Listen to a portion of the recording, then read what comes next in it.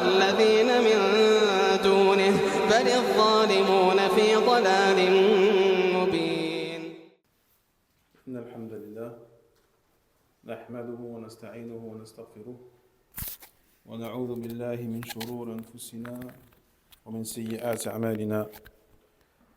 من يهده الله فلا مضل له ومن يضلل فلا هادي له، وأشهد أن لا إله إلا الله وحده لا شريك له، وأشهد أن محمدا عبده ورسوله صلى الله عليه وعلى آله وصحبه وسلم.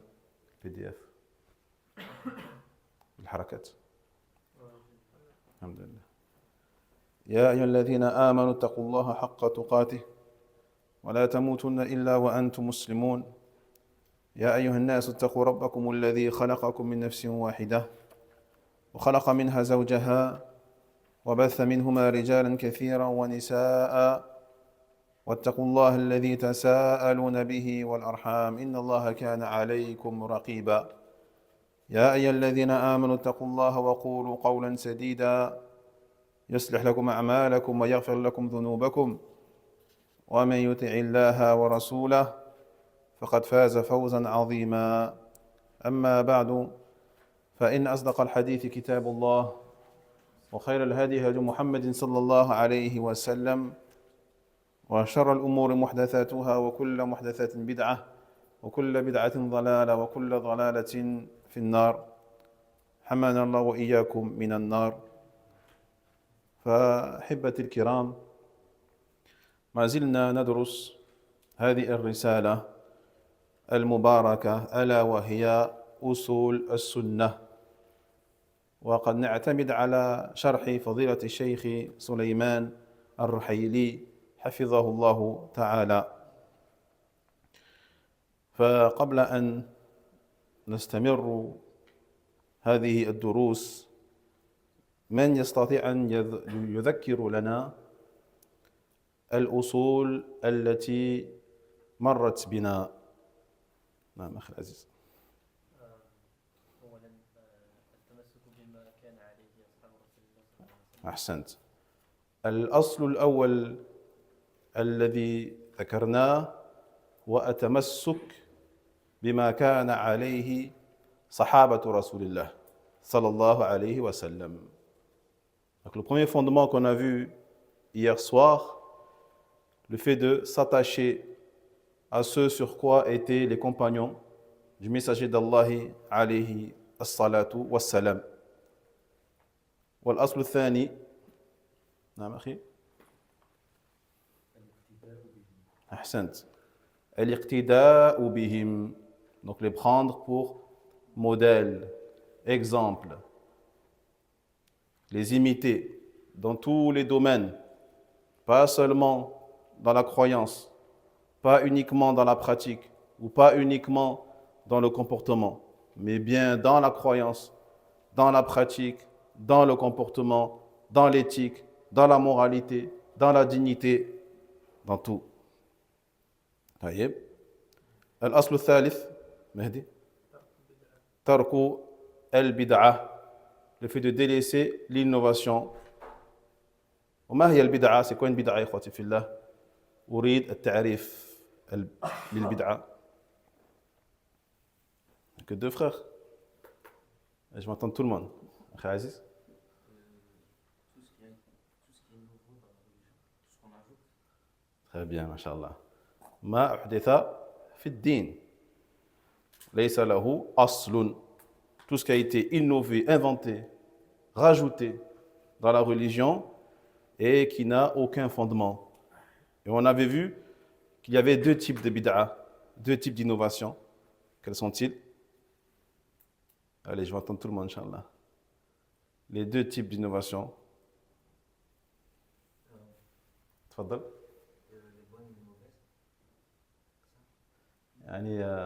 Donc il y aurait dans la religion des bonnes innovations. Donc, non, c'est bien que alhamdoulilah, tu aies exprimé ce sujet. Donc, est-ce qu'il y a des bonnes innovations et des mauvaises? Non. Justement, on va en parler juste après.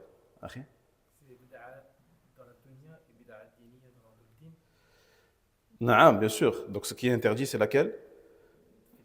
C'est la bid'a religieuse, bien sûr. L'innovation, yani, les avancées et les découvertes scientifiques et technologiques qui sont relatives aux sciences yani, terrestres, bien sûr qu'il n'y a aucun problème en cela, à condition que cela n'engendre pas quelque chose de haram derrière, bien sûr.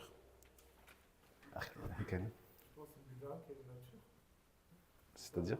Par exemple, on disait quand il fallait dire la ilaha illallah 100 fois, il y en a qui s'asseyaient, ou je ne sais pas, ils ajoutaient une chose dedans. Une façon de faire, par exemple, se mettre à genoux et les dire 100 fois. Donc ça, c'est une bid'a. Est-ce qu'elle a une origine ou pas? Elle a une origine. Mais c'est quoi qui est innové? Voilà, c'est la façon, c'est la manière. Al-wasf. En arabe, on dit al-wasf. Donc, هذه البدعة, on l'appelle bid'a en arabe? Idafiyya. Idafiyya. C'est-à-dire qu'elle a une origine, mais donc une origine à laquelle elle est liée, mais c'est la façon qui est innovée. Et donc, du coup, la seconde bid'a, ou la seconde forme de bid'a, c'est quoi? Voilà, celle qui n'a aucun fondement, aucune origine, telle que, exemple, voilà, al-mawlid, le fait de célébrer la naissance d'un Nabi, alayhi salatu wassalam. Et justement, on arrive au quatrième fondement, al-rabi', c'est lequel? Kullu bid'a dalala. Kullu bid'a. Alayk salam wa hajj. Le fait que toute innovation est égarement. Donc toute, kullu, cela nous amène à croire, à avoir la croyance qu'il n'y a pas de bonnes innovations. Il n'y a pas de bonnes innovations. Parce qu'il a dit le prophète, kullu bid'atin dalala. Taïb. Donc ça ne peut pas être dalala et en même temps huda. Soit l'un, soit l'autre. Soit c'est un égarement, soit c'est une guidance. فنقول البدعة هي شيء سيء. C'est forcément une chose mauvaise. والسنة, c'est forcément une chose qui est hasana, qui est bonne. D'accord? Il n'y a pas de bid'a bonne. Alhamdulillah.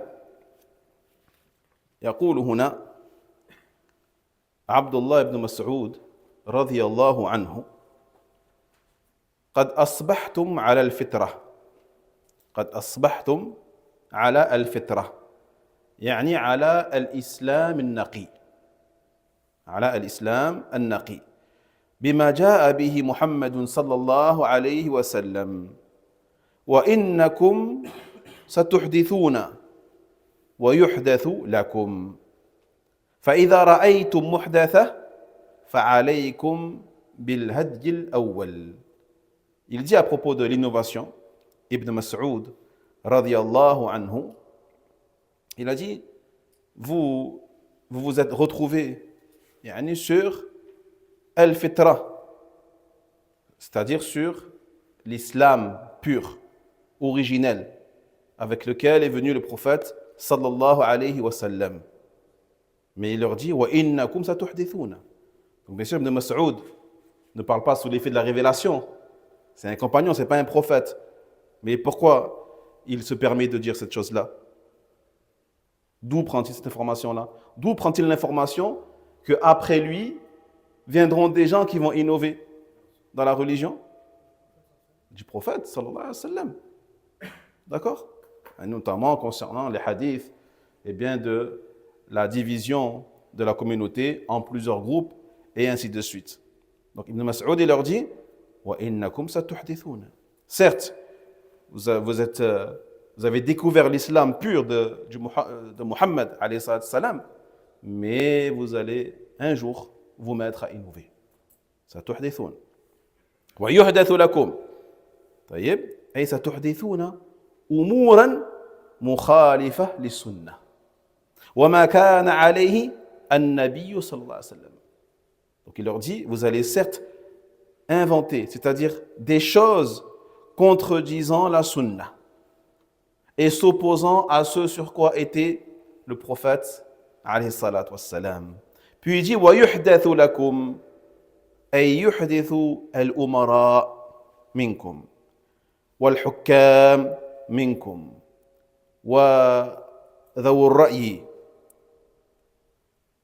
طيب أي مستحدثا أمورا جديدة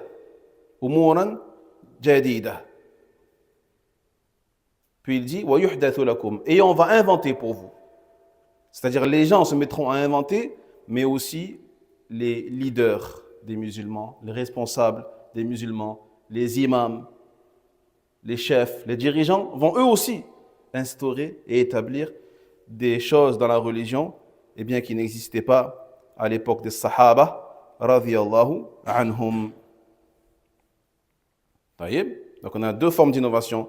Les innovations qui ont été instaurées par awam al-nas, par les musulmans de la masse, eux-mêmes, par le peuple, mais aussi des innovations qui seront inventées et créées par leurs dirigeants, leurs imams et leurs guides spirituels, comme on dit.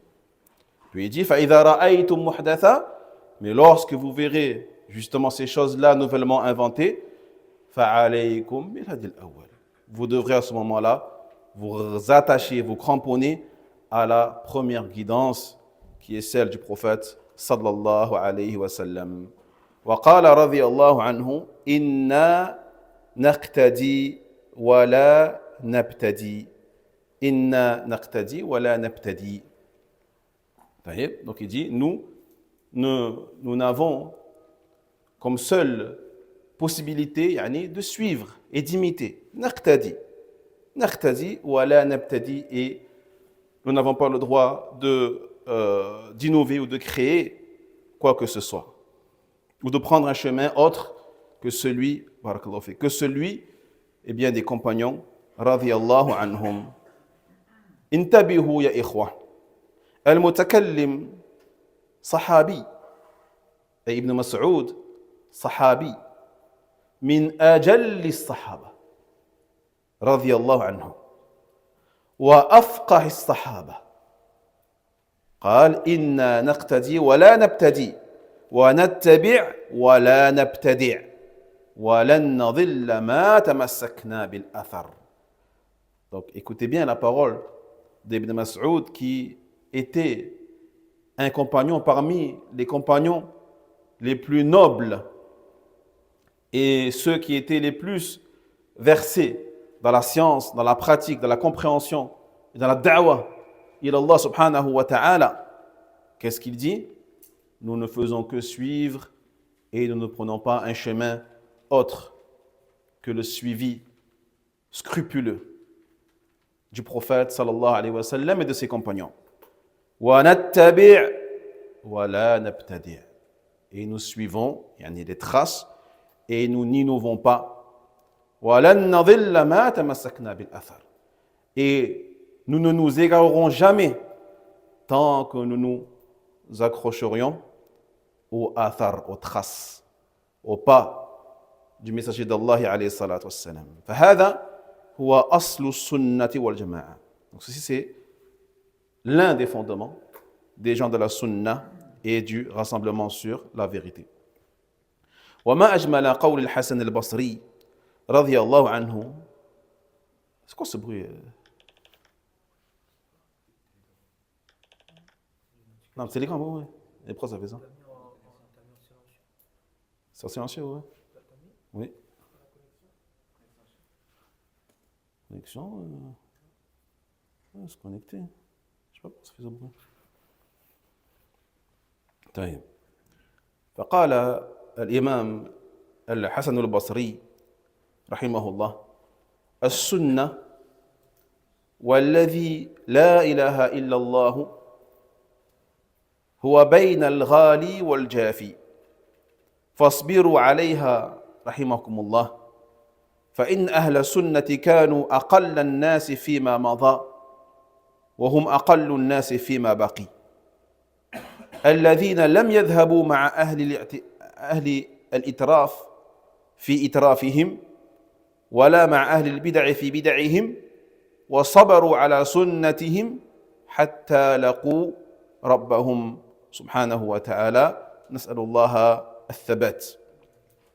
Et parmi les plus belles paroles de l'imam Al-Hassan Al-Basri, rahimahullah ta'ala, décédé en l'an 110 de l'Égypte et qui est décédé à Al-Basra, en Irak, et qui a eu comme enseignant et guide le compagnon Anas ibn Malik, radiyallahu anhu. Il a dit As-Sunnah, par celui en dehors duquel il n'y a aucune divinité digne d'être adorée, sauf Allah tabarak wa ta'ala, se trouve toujours entre l'exagération et le laxisme.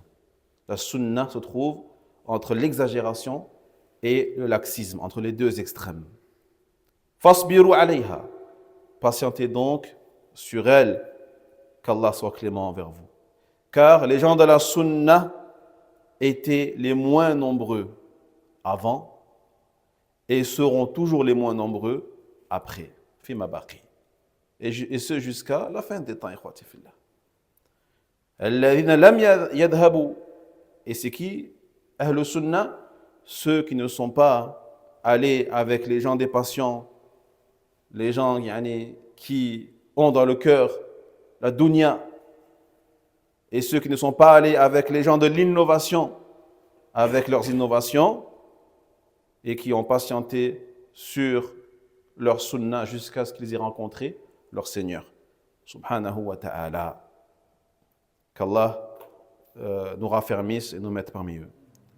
وَمَنْ تَمَسَّكَ بِالسُّنَّةِ حَقَّقَ إِيمَانَهُ وَاتِّبَاعَهُ لِمُحَمَّدٍ صلى الله عليه وسلم ومن ابتدع فقد اهتم محمدا صلى الله عليه وسلم بالخيانة شاء أم أبى. Donc celui qui se sera accroché à la sunna, il aura concrétisé sa foi et son suivi de Muhammad sallallahu alayhi wa sallam. Quant à celui qui innove, eh bien, il aura accusé, c'est comme s'il avait accusé de manière implicite le prophète Muhammad sallallahu alayhi wa sallam d'avoir, eh bien, trahi la révélation et la transmission de l'islam à nous, qu'il le veuille ou pas. Yani qu'il le dise de manière explicite ou implicite. C'est comme s'il te disait que le prophète n'avait pas bien fait son travail ou qu'il n'a pas transmis tout ce que Allah tabaraka wa ta'ala voulait qu'il transmette. نسأل الله السلامة والعافية. قال ابن الماجشون سمعت الإمام مالكا رحمه الله يقول من ابتدع في الإسلام بدعة يراها حسنة فقد زعم أن محمدا صلى الله عليه وسلم خان الرسالة لأن الله جل وعلا اليوم أكملت لكم دينكم فما لكم يومئذ دينا فلا يكون اليوم دينا. Il dit Ibn al-Majishun, décédé en l'an 185 de l'Égypte et qui a eu pour professeur notamment l'imam al-Zuhri, rahmatullah alayhima, il dit, j'ai entendu l'imam Malik, rahimahullah, dire, celui qui innove dans l'islam une innovation en considérant qu'elle est hasana, qu'elle est bonne, eh bien c'est comme s'il avait prétendu que Muhammad sallallahu alayhi wa sallam a trahi le message. Yani n'a pas bien transmis le message d'Allah tabarak wa ta'ala. Car Allah jalla wa ala dit, dans le sens, aujourd'hui, j'ai complété pour vous votre religion, je l'ai parachevée. Tout ce que vous devez savoir en termes de croyance, en termes d'adoration, en termes de la manière de prier, la manière de verser la zakat, la manière d'obéir à vos parents, la manière d'obéir au gouverneur, la manière de respecter les anciens, la manière de verser la zakat, de faire le pèlerinage, tout ceci a été transmis et parachevé le jour où ce verset-là a été révélé. Et bien sûr, parachevé à travers le Coran al-Karim et son messager, sallallahu alayhi wa sallam, qui a tout transmis de la façon la plus belle qui soit avant qu'il ne décède, sallallahu alayhi wa sallam. Il dit par conséquent l'imam Malik, qui est une référence pour beaucoup de gens yani, en Europe ou en Afrique du Nord, etc. Qu'est-ce qu'il dit? Il dit donc tout ce que le jour où ce verset a été révélé, tout ce qui n'était pas considéré comme étant une adoration et une religion, eh bien ce ne sera jamais, après ce jour, une adoration ou une religion. Vous avez compris, quoi, la parole d'Imam Malik? Tout ce qui, ce jour-là, le jour où ce verset a été révélé, Al-Yawma akmaltu lakum dinakum, ne faisant pas partie de la religion d'Allah tabarak wa ta'ala, eh bien, falyakoun al-yawm ad-din, c'est-à-dire le jour où l'imam Malik, il parle, ne sera jamais une religion ou une pratique de la religion, et ce jusqu'à la fin des temps. Est-ce que c'est du coup du coup de penser qu'il y a une bid'a hasana parce que enfin, c'est mukadib al-Qur'an لا لا لا ليس بكفر يعني الكفر والبدعة تنقسم إلى أقسام. Il y a des innovations qui relèvent de l'association, du shirk, d'autres qui relèvent du kufr, et d'autres qui sont en dessous de ces degrés-là. طيب نعم. فقال رحمه الله تعالى وترك الخصومات والجلوس مع أصحاب الأهواء. طيب. Puis il dit l'auteur ici rahimahullah ta'ala, le fait de délaisser les débats et les disputes et les polémiques avec les gens, le fait de s'asseoir, avec les gens des passions, ashabul ahwa. Donc ashabul ahwa, les gens des passions, ici il fait allusion à qui? Aux gens de la bid'a, aux gens des innovations. Donc ça c'est le fondement, combien? 5e. Al-asl khamis, tarkul khusumati wal julusi ma'a ashabi al-ahwa. D'accord? فقال الشيخ الله أكبر. هذا الأصل يا إخوة من أصول أهل السنة والجماعة أصل عظيم. ترك الجدل والخصومات في الدين مع أهل الأهواء والبدع. فأهل البدع لا يخاصمون وإنما يعرض عليهم الحق ويكتفى. Donc il dit le Cheikh Ar-Hayli, hafidhahullah, mes frères, ce fondement fait partie des plus grands fondements des gens de la sunna, le fait de délaisser la polémique, le débat dans la religion avec les innovateurs. Car les innovateurs, mes frères, on ne polémique pas avec eux. On ne débat pas avec eux. Tout ce qu'on peut faire avec eux, c'est leur exposer la vérité. C'est tout. Mais il n'y a pas de débat à proprement parler. Celui parmi eux qui cherche à savoir, tu lui expliques bi'idhnillah azza wa jal. Tu lui exposes la vérité. Mais celui qui cherche à débattre, à discuter pour savoir qui à la fin aura le dernier mot, et que celui qui a le dernier mot, ça veut dire qu'il a raison, هذا لا يجادل ولا يخاصم أبدا. Car toi, tu n'as pas besoin d'être convaincu, parce que tu es déjà convaincu.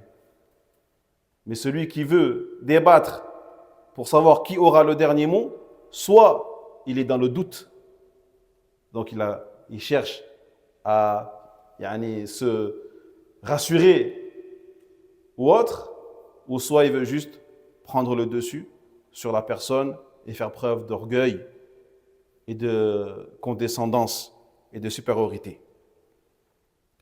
فقال النبي صلى الله عليه وسلم أنا زعيم ببيت في ربض الجنة لمن ترك المراء وإن كان محقا وإن كان محقا يعني وإن كان على الحق. Il dit le prophète sallallahu alayhi wa sallam أنا زعيم أي أنا ضامن وكفيل يعني je garantis je me porte garant ببيت أي بقصر d'un palais d'un château في ربض الجنة أي في نواحيها وأطرافها. Donc je garantis un palais ou un château dans le paradis ou les extrémités du paradis, liman taraka al-mira ay al-jidal, pour celui qui délaisse toute polémique et le débat. Wa in kana muhiqqan ay fi ma yaqul, même si il est véridique dans ce qu'il dit, même s'il est sur la vérité, eh bien il délaisse le débat. Celui qui fait ça, le prophète sallallahu alayhi wa sallam lui garantit une maison ou un palais plutôt au paradis ou dans les côtés du paradis. قال ابن أبي زيد القيرواني رحمه الله في الرسالة في منهج أهل سنة وترك المراء والجدال في الدين وترك كل ما أحدثه المحدثون. Il dit Ibn Abi Zayd al-Qayrawani, qui est décédé en l'an 386 de l'Hégire et qui est décédé à Al-Qayrawan. أين القيروان؟ في عبادة في تونس. أنت تونسي؟ Ah. J'avais le sourire, tu étais fier, on dirait. في الرسالة, dans son livre Al-Risala, il a dit au sujet de la voie des gens de la Sunna, eh bien le fait de délaisser le débat, de délaisser la polémique dans la religion et de délaisser, bien sûr, tout ce que les innovateurs ont innové. نعم. قال محمد ابن علي بن حسين، هناك خطأ في الطبعة هذه الرسالة، اسمه محمد ابن علي ابن حسين، ليس محمد ابن حسين بن علي. طيب، الخصومة تمحق الدين وتنبت الشحناء في ماذا؟ في صدور الرجال. Il dit Mohammed ibn Ali ibn Hussein, qui fait partie des descendants d'Ali ibn Abi Talib, radiyallahu anhu, il dit la polémique, le débat, تمحق الدين, يعني fait disparaître la religion. Dans le sens, يعني fait que la religion ne soit plus quelque chose de clair aux yeux des gens. وَتُنْبِتُ الشَّحْنَاء, et ne fait naître que la haine et la rancœur dans le cœur des hommes. قال الإمام الشافعي رحمه الله المراء في الدين يقسي القلب ويورث النفاق. Il dit Shafi'i rahimahullah, décédé en l'an 204 de l'Hégire en Égypte, il dit le débat, la polémique dans la religion, yuqsi al-qalb, endurcit le cœur. Endurcit le cœur. لكن ما هو القلب القاسي? Qu'est-ce qu'un cœur dur? Exactement, ikhwati fillah. Qu'est-ce qu'un cœur dur? Est-ce qu'il est dur, on le touche, il est dur? Il est plus mou? Non. يرد الحق. هذا هو الكبر. هذا هو الكبر. Ça c'est l'orgueil. L'orgueil, بطر الحق وغمط الناس. Le kibr, le fait de rejeter la vérité. Mais un cœur dur, qu'est-ce que c'est exactement, mon frère? Donc, qui était sensible à quoi? Au rappel d'Allah, au verset d'Allah, aux exhortations, et qui n'est plus touché par ces choses. Ahsant, masha'Allah. Ça c'est pour les cadeaux, c'est ça?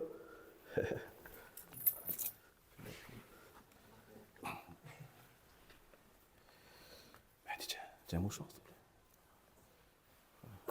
C'est qu'il y a une chose.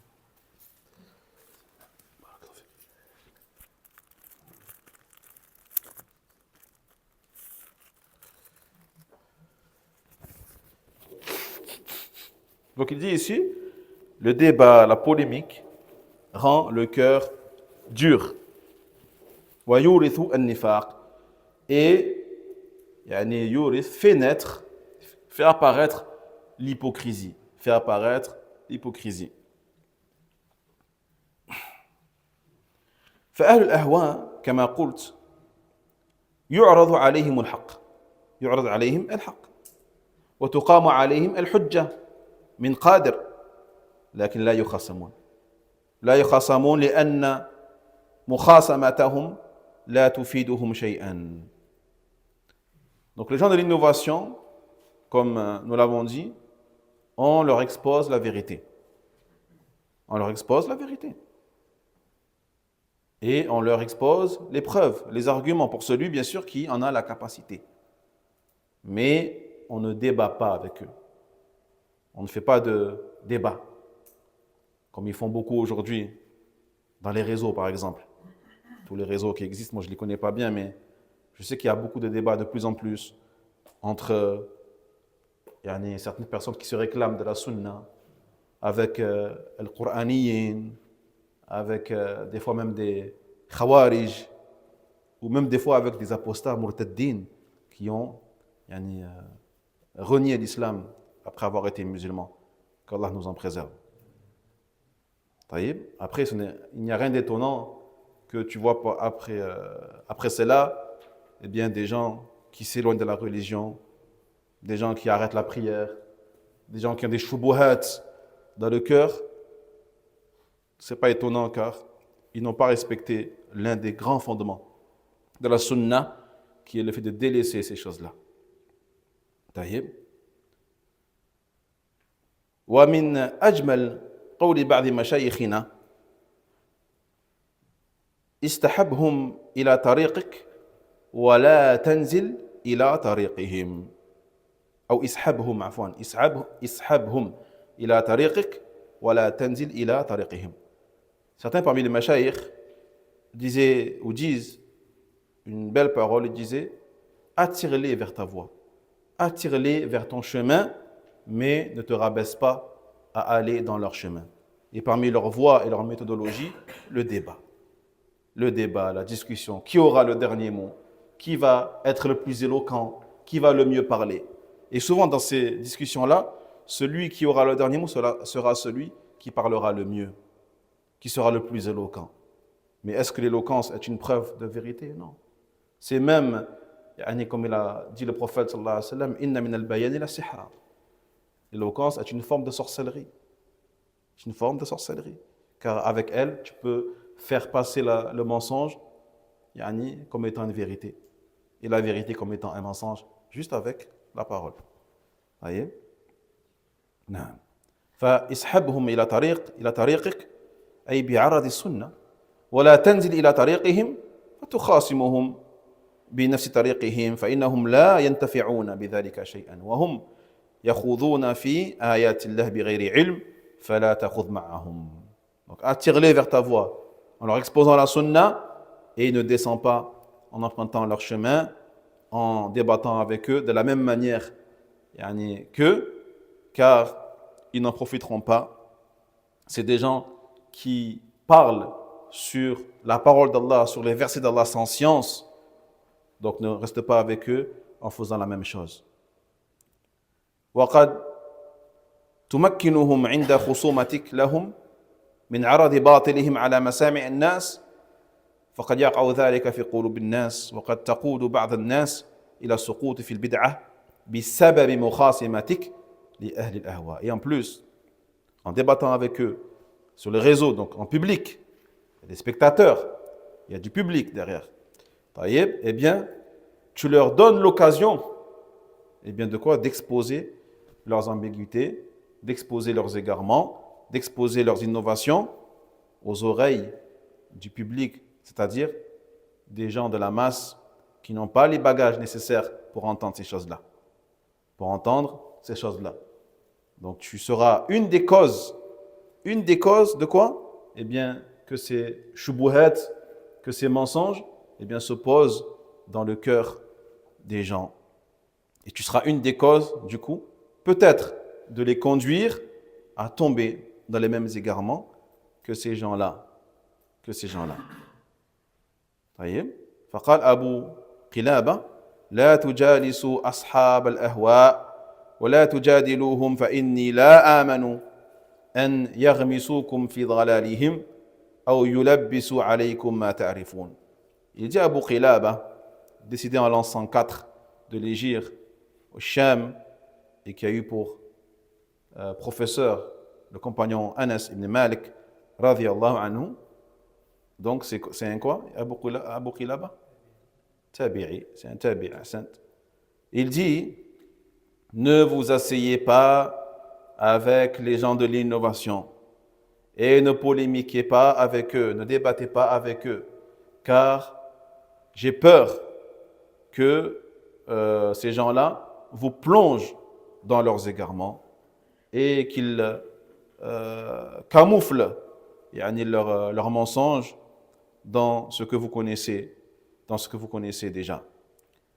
وكم يا إخوة عبر التاريخ ممن لم يطع أهل السنة والجماعة مغترا بأنه يعرف فسقط في براثين أهل البدعة. Il dit le cheikh, combien de gens dans l'histoire qui n'ont pas suivi ce fondement-là des gens de la sunna et qui ont été trompés par leur science, soi-disant, par leur fermeté sur la sunna, etc., mais qui à la fin sont tombés dans les filets, dans les pièges des gens de l'innovation. قال النخعي رحمه الله لا تجالسوا أصحاب الأهواء ولا تكلموهم فإني أخاف أن ترتد قلوبكم يعني من السنة إلى البدعة. Il dit النخعي رحمه الله, décédé en l'an 96 de l'Égypte, Al-Koufa en Irak, ne vous asseyez pas avec les gens des passions et ne parlez pas avec eux, car j'ai peur que vos cœurs se retournent, c'est-à-dire se retournent et délaissent la sunna pour aller vers l'innovation. وعن الحسن البصري أن رجلا من أهل الأهواء أتاه فقال يا أبا هريرة يا أبا سعيد إني أريد أن أخاصمك إني أريد أن أجادلك فقال له الحسن البصري إليك عني أي ابتعد عني فإني قد عرفت ديني وإنما يخاصمك الشاك في دينه. Il dit l'imam Al-Hassan al-Basri rahimahullah qu'un homme parmi les innovateurs alla à sa rencontre et lui dit: Ô Abu Sa'id, ô Aba Sa'id, je voudrais débattre avec toi. Je voudrais qu'on ait un échange, un débat. Je veux échanger avec toi. Et il dit, l'imam, ilayka anni, éloigne-toi de moi. Éloigne-toi de moi, car je connais ma religion.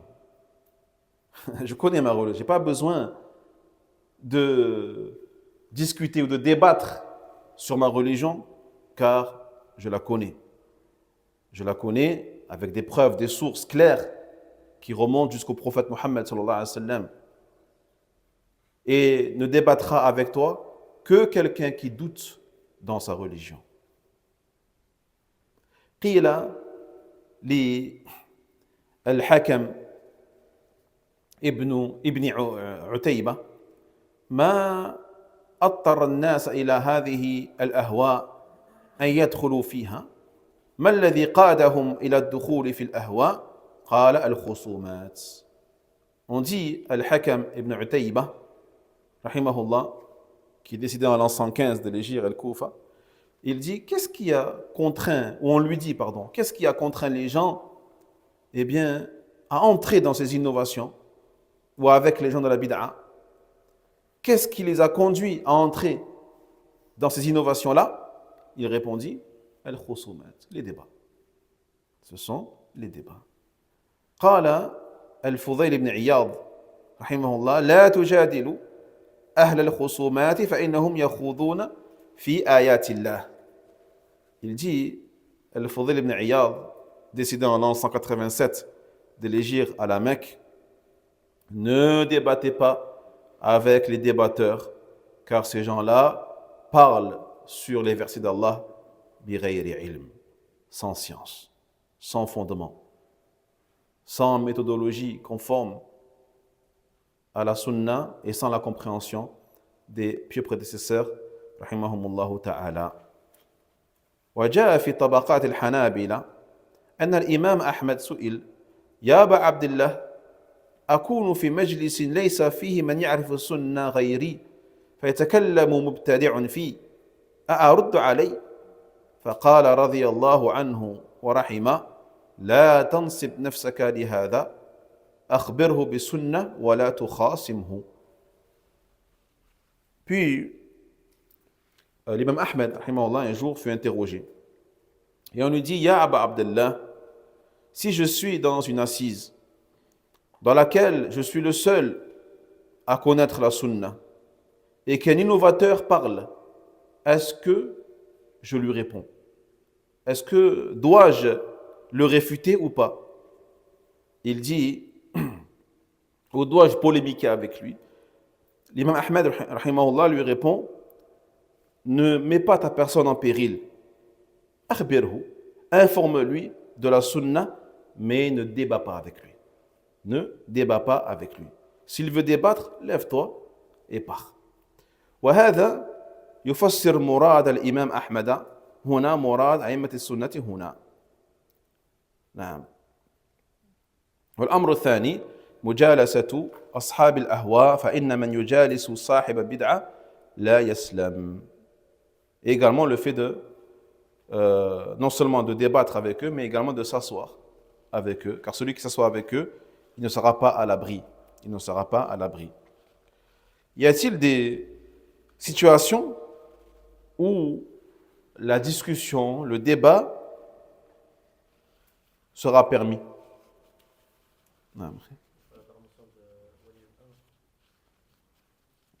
Dans tous les cas.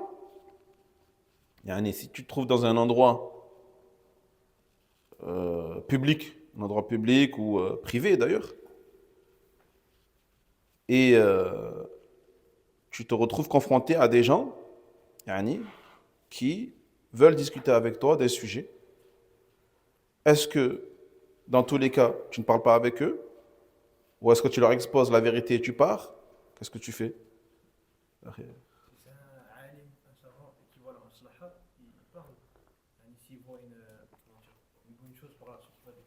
Donc, c'est permis premièrement si la personne a la connaissance. Ladaï ilm du sujet en question. D'accord? Si on parle d'un sujet, si on parle par exemple du sujet concernant les noms d'Allah, tabaraka wa ta'ala, les attributs d'Allah subhanahu wa ta'ala, et qu'il est connaisseur de ce domaine, naam, il pourra parler. Ensuite, tu as dit la maslaha. Qu'il y ait une maslaha. La maslaha, c'est quoi? Oui, mais en question dans ce sujet-là, dans le fait de parler, la maslaha, c'est naam, bayan al-haq. Bayan al-haq. La maslaha serait d'exposer la vérité. D'exposer la vérité. Qu'est-ce qu'on a comme condition? Bil adab. Autre condition, bil adab, bien sûr. Donc, le fait de débattre, mais en adoptant un mauvais comportement, en coupant la parole, en criant, en s'énervant, en étant vulgaire ou grossier, mais si les deux protagonistes ont tous les deux un bon comportement adab, alhamdulillah, qu'est-ce qu'on a encore? C'est l'ilm, bien sûr.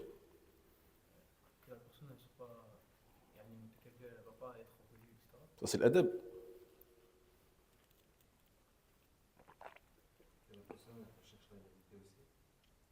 Non, bien sûr, bien sûr. Ça rentre un peu dans le fait d'exposer la vérité. Et aussi dans, justement, la quatrième condition, qui est liée à ce que tu viens de dire, le fait de faire ça pour un objectif qui est, bien sûr, pour un objectif qui est noble, qui est celui de préserver la religion. Et de secourir, de défendre la religion d'Allah Tabaraka wa Ta'ala. Et pas pour se défendre soi-même. Car attention, beaucoup prétendent faire ça pour Allah, etc. Mais au final, c'est juste pour lui en vrai.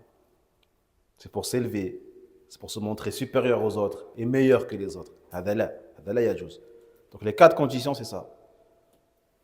Discuter pour exposer la vérité. Arad al-haq.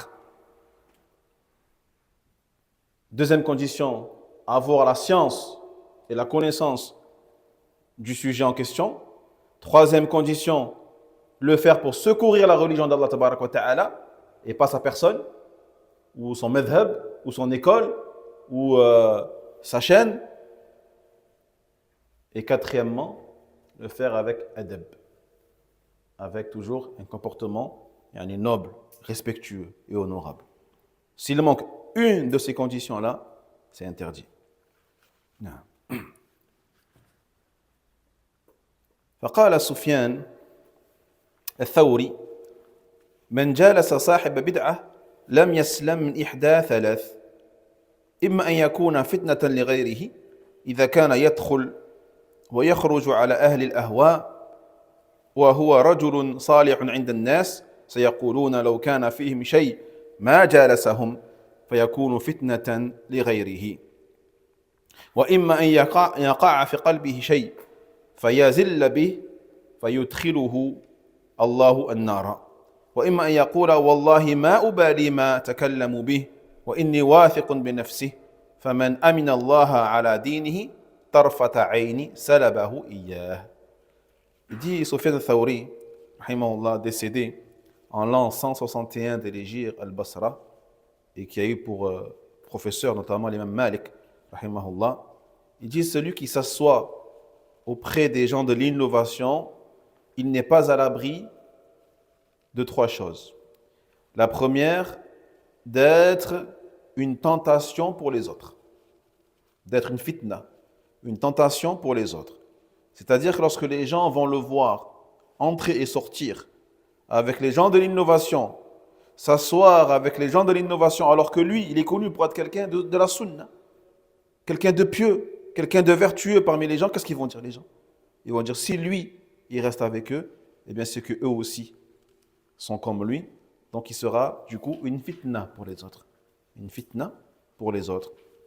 Et c'est l'un des arguments utilisés par notamment le Cheikh Al-Uthaymin, rahimahullah ta'ala, qui dit qu'il ne faut pas, même le Coran, même le tajwid, même la langue arabe, apprendre ces sciences-là avec les gens de l'innovation, notamment à cause de cet argument et de ce danger qui fait que les gens qui vont te voir et qui savent que toi tu es sur la sunna, eh bien ils vont se dire eux aussi du coup, ils sont sur la vérité et ils se feront tromper par ta cause.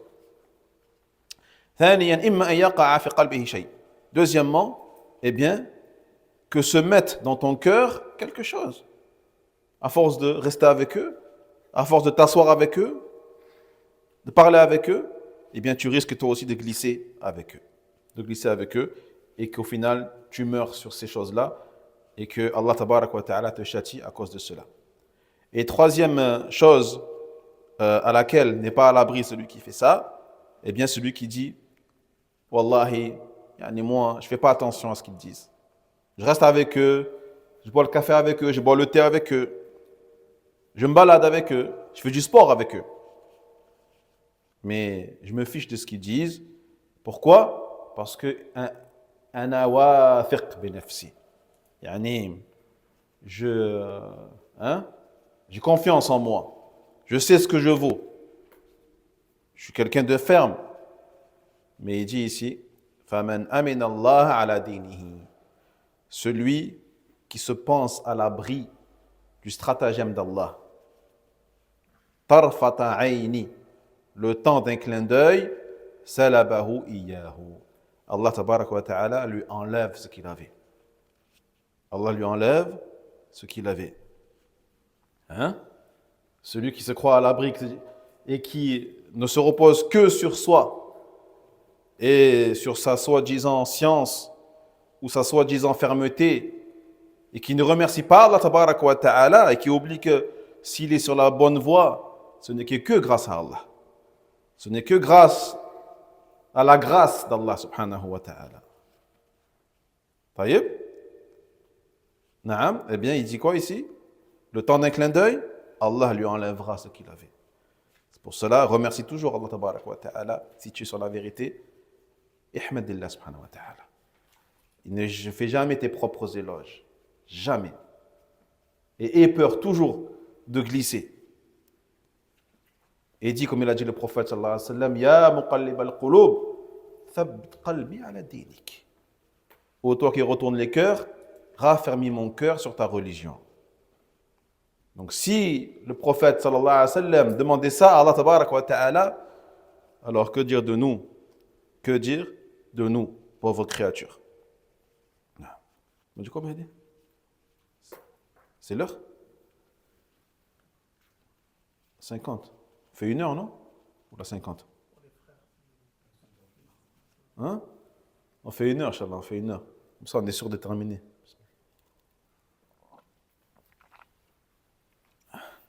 طيب. فإياك أخي العزيز أن تختر بل كن دائما حريصا حذرا حريصا على التوحيد حذرا من الشرك حريصا على السنة حذرا من البدعة وإياك أن تقول أنا بحمد الله موحد ومع الموحدين لأن من غفل أخذ من غفل أخذ فإياك أن تقول أنا مع أهل سنة وتغفل عن البدعة وتتساهل مع أهل البدع من غفل أخذ. Donc il dit le cheikh, attention à toi mon frère, à ne pas être trompé par ta propre personne. Car beaucoup arrivent à ne pas être trompés par les gens, ne pas être trompés par les créatures, mais beaucoup sont trompés par eux-mêmes. Au contraire, sois constamment attentif et aux aguets. Attentif à être sur le tawhid, aux aguets à ne pas tomber dans le shirk, attentif à rester sur la sunnah et à ne pas tomber dans l'innovation. Ne crois pas que tu es sauvé, ne pense pas que tu mourras dessus tant que tu n'es pas mort. Attention à ne pas dire par la grâce d'Allah, je suis un monothéiste, parce que le jour où tu vas te reposer sur ta propre personne en disant Ana wathiq bi nafsi, moi j'ai confiance en moi, je suis un monothéiste, en croyant que tu vas mourir obligatoirement sur le tawhid, c'est là que Allah tabarak wa ta'ala t'enlèvera ton tawhid. Na'udhu billah min dhalik. Parce que celui qui est insouciant, eh bien, c'est là qu'il est puni. Man ghafala ukhidh. N'oublie jamais cette phrase. Man ghafala ukhidh. Celui qui fait preuve d'insouciance, il sera puni. Donc ne dis pas ana min ahli sunnah. Je suis quelqu'un de la sunnah. En oubliant de remercier Allah tabarak wa ta'ala, en oubliant de demander à Allah le raffermissement sur cela. Car le jour où tu seras insouciant par rapport aux innovations et que tu feras preuve, ou que tu commenceras à faire preuve de laxisme en restant avec les innovateurs, en leur montrant des choses que tu n'as pas le droit de montrer, notamment en t'asseyant avec eux, en rigolant avec eux, ou en débattant avec eux, eh bien ce jour-là, Allah tabaraka wa ta'ala fera que tu glisses, comme beaucoup ont glissé. قال ابن عباس رضي الله عنهما لا تجالس أهل الأهواء فإن مجالستهم ممرضة للقلب. Il dit Ibn Abbas رضي الله عنهما, ne t'assieds pas avec les gens de l'innovation, car le fait de t'asseoir avec eux rend les cœurs malades, est une cause de la maladie des cœurs. قال إسماعيل الطوسي إياك أن تجلس مع صاحب بدعة. Il dit Ismaël Toussi, décédé en l'an 529 de l'Égypte au Cham, il dit prends garde à ne pas t'asseoir avec les gens de l'innovation. قال الإمام أحمد أهل البدع لا ينبغي لأحد أن يجالسهم ولا يخالطهم ولا يأنس بهم. Il dit Ahmed rahimahullah ta'ala, il ne faut pas pour quiconque s'asseoir avec les gens de l'innovation, ni se mélanger avec eux, ni leur montrer de l'affection et de l'amitié. طيب. قال ابن قدامة رحمه الله تعالى كان السلف ينهون عن مجالسة أهل البدع والنظر في كتبهم. ابن قدامة موافق الدين ابن قدامة, donc décédé en l'an 620 à Damas, il dit les pieux prédécesseurs interdisaient le fait de s'asseoir avec les innovateurs et le fait de lire leurs livres. Le fait de lire leurs livres. وقيل للأوزاعي واسمعوا هذه يا إخوة ما أجملها قيل لها إن رجلا يقول أنا أجالس أهل السنة وأجالس أهل البدعة فقال هذا يريد أن يساوي بين الحق والباطل. On a dit à l'imam Al-Awza'i, décédé en l'an 157 de l'Égypte au Cham, et écoutez sa parole, subhanallah, il dit qu'un homme a dit moi je m'assois avec Ahl Sunnah et je m'assois aussi avec les gens de l'innovation. Et là il dit Al-Awza'i, celui-là il veut mettre au même niveau la vérité et le mensonge. Il veut mettre au même niveau la vérité et le mensonge. وكلام السلف في هذا الطويل وأنبه هذا إلى أنه لا يعاب الرجل لو جلس إلى صاحب بدعة وهو لا يعلم أنه صاحب بدعة لكن ينصح ويعلم وينبه أن هذا صاحب بدعة فحقه على إخوانه أن يعرفوه وأن يحذروه. Donc les paroles des salafs, mes frères, dans ce domaine sont très nombreuses. Et le cheikh il dit par la suite, je voudrais attirer votre attention sur un point. Il dit qu'une personne que tu verrais s'asseoir avec sahib bid'a, et faites bien attention aux termes utilisés par les savants, c'est des termes précis et qui ne sont pas utilisés comme ça de manière aléatoire. Il y a une différence entre sahib bid'a et mubtadi'. D'accord? Qui connaît la différence entre les deux? Le farq bainahuma de Karim. Qui appelle? Et sahib bid'a? Et l'autre? Sahib bid'a. Qui suit l'innovation? Ami, on lève la main, quoi? C'est lequel celui-là? Et l'autre? Un peu comme il l'a dit, Abdelkarim. Ouais.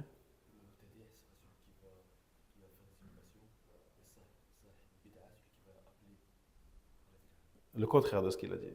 C'est quelqu'un qui a fait des innovations. Hein?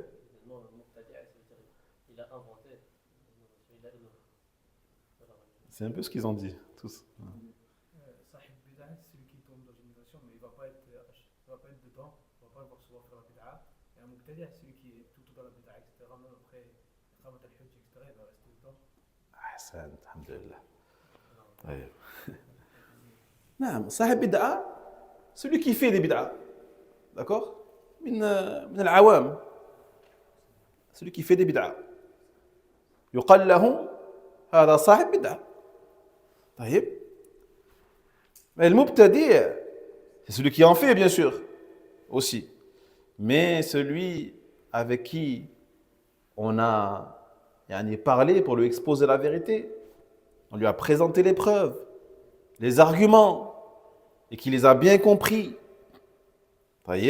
qu'on l'a amené auprès d'un cheikh, auprès d'un savant, auprès de quelqu'un de science qui lui a expliqué, mais qui malgré tout ça refuse et persiste dans sa pratique. هذا مبتدع. هذا مبتدع. Mais bien sûr, le fait de rendre quelqu'un mubtadi', ça c'est pas une chose qui est appliquée et qui est prononcée par les gens de la masse que nous sommes. Ça, c'est une chose qui est prononcée, c'est une sentence qui est prononcée par les gens de science. Par les gens de science. C'est comme pour le takfir. Takfir, tabdi', tafsiq. C'est pas à nous de dire hada fasiq, hada kafir. Non. Ça, c'est une chose qui doit revenir aux gens de science, pas à nous. Taïeb? Alhamdulillah. Est-ce que c'est clair, les frères? Alhamdulillah. Non, akhi.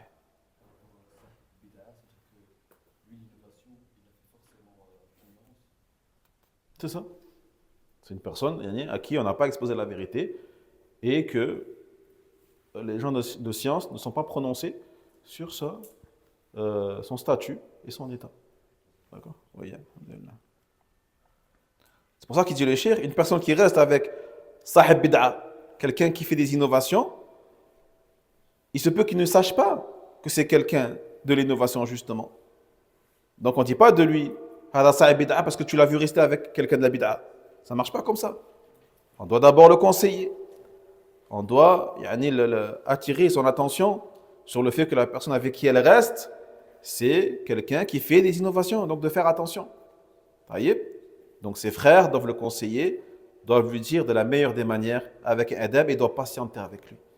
Doivent patienter avec lui, car la grande majorité sont tous des ashab bid'a et pas des mubtadi'a. Sont tous des gens qui ne savent pas et à qui on doit expliquer et avec qui on doit patienter. هذا هو منهجنا. C'est le manhaj salaf al-salih.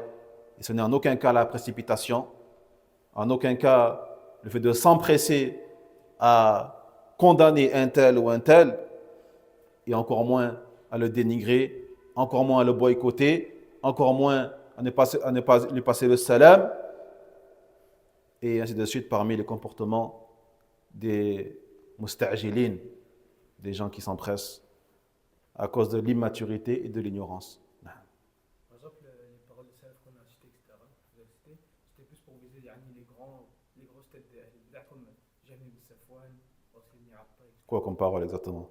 Ouais, Le fait de ne pas débattre avec eux? Être dur avec eux, les laisser, etc. Quand on voit une Dans aucune parole il y a eu une forme de dureté. Dans aucune parole. bien, mais le fait de se délaisser d'eux, etc. Ou par exemple, quand on voit une personne assise à côté d'eux, c'était parler des grosses têtes de l'innovation. Non, même avec les gens, les sahib bid'a, celui qui fait une innovation, tu dois lui expliquer. Tu dois lui expliquer, bien sûr.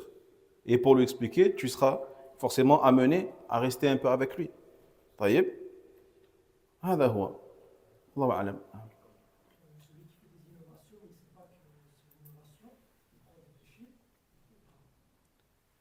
Celui qui fait les choses par ignorance et pour qui l'ignorance est une excuse, il n'a pas de péché. Il n'a pas de péché. Allah tabaraka wa ta'ala ne châtie pas quelqu'un s'il est ignorant d'une ignorance excusable. Après ça, c'est du cas par cas. Pour dire qu'un tel, son ignorance est excusée ou pas, c'est au cas par cas. Il se peut que la personne soit ignorante et elle n'a pas eu les moyens pour apprendre. Elle n'avait pas d'imam dans sa mosquée qui aurait pu lui enseigner, aurait pu lui apprendre.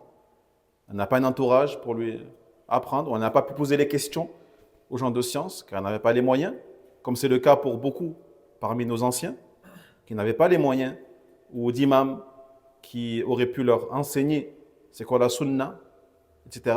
Donc beaucoup parmi eux sont excusés. Ce qui n'est pas le cas aujourd'hui de beaucoup de jeunes qui tombent dans ces choses-là alors qu'ils ont les moyens aujourd'hui d'apprendre la vérité, notamment à travers tous ces moyens de communication, à travers la proximité qu'ils peuvent avoir avec les gens de science, justement, de par les réseaux, de par les moyens, encore une fois, téléphoniques, etc. Donc, beaucoup parmi eux ne sont pas excusés. Beaucoup parmi eux ne sont pas excusés. Mais bien sûr que l'aslu, la base, oui. La base, l'ignorance, est une excuse qui fait que la personne ne sera pas punie si elle commet quelque chose de mal.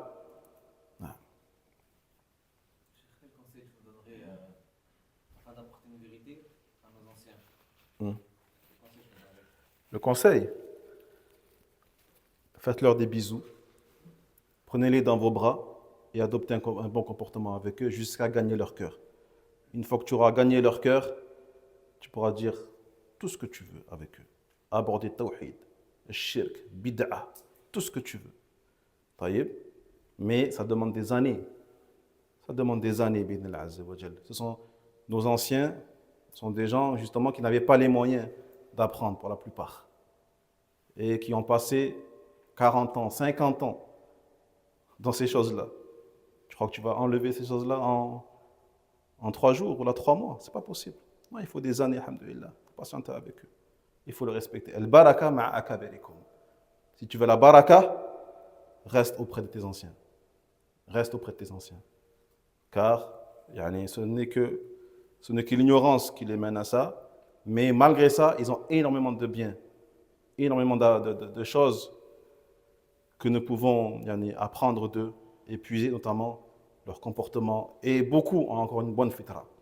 Une fitra qui est tawhid, qui est sur les noms d'Allah, les attributs d'Allah tabarak wa ta'ala. Beaucoup ont gardé une fitra, masha'Allah, alhamdulillah. J'ai une question, c'est est-ce que la base, chez tous les musulmans, c'est la sunna? قال جل وعلا إنا عرضنا الأمانة على السماوات والأرض والجبال فأبين أن يحملنها واشفقن منها وحملها الإنسان إنه كان ظلوما جهولا. La base dans l'être humain, c'est l'injustice et l'ignorance. C'est l'injustice et l'ignorance. Ça veut dire que al-muslim asluhu muslim. لكن ليس بأصله أنه من أهل السنة. La base, c'est qu'il est musulman. Il n'y a pas de doute.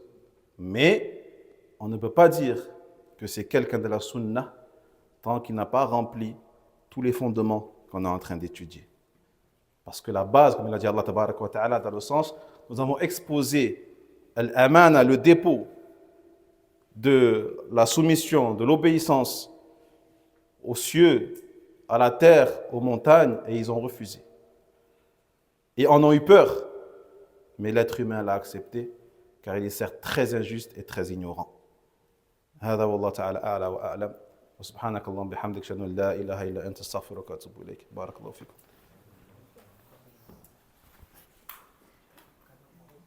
Comment? Non, on reprend après l'Asr, Inch'Allah. C'est ça, Daoud? Après l'Asr? Après l'Asr, Inch'Allah.